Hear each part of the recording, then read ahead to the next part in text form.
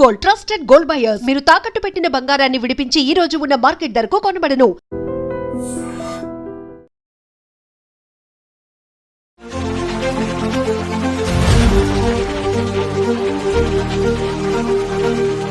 ప్రపంచాన్ని ఇప్పుడు తీవ్ర ఆందోళనకు గురి చేస్తున్న అంశం క్యాన్సర్ మహమ్మారి.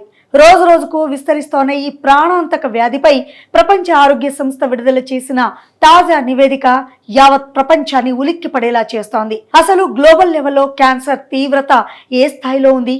రాబోయే రోజుల్లో ఇది ఎలాంటి పెను ముప్పుగా మారబోతోంది? దీనికి గల ప్రధాన కారణాలేంటి అనే అంశాలపై సమగ్ర కథనం. ప్రపంచ ఆరోగ్య సంస్థతో పాటు international agency for research on cancer సంయుక్తంగా విడుదల చేసిన డేటా ప్రకారం ప్రస్తుతం ప్రపంచవ్యాప్తంగా ప్రతి ఏటా దాదాపు 2,60,00,000 కొత్త క్యాన్సర్ కేసులు నమోదవుతున్నాయి.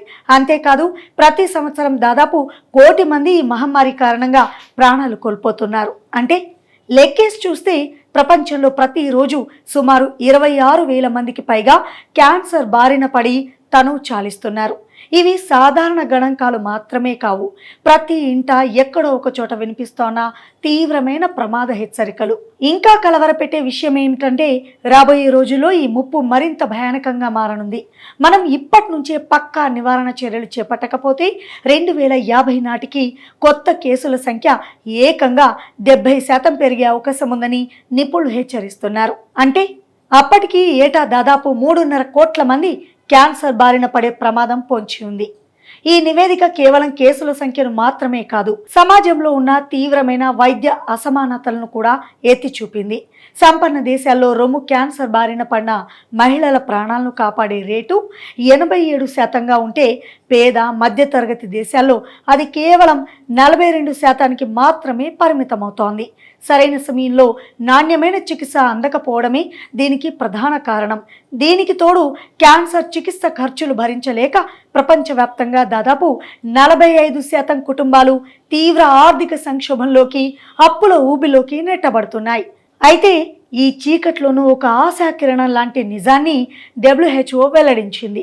ప్రపంచంలో నమోదవుతున్న క్యాన్సర్ కేసుల్లో దాదాపు 40% కేసులు కేవలం మన అవగాహన, ముందస్తు జాగ్రత్తలతో పూర్తిగా నివారించదగినవే.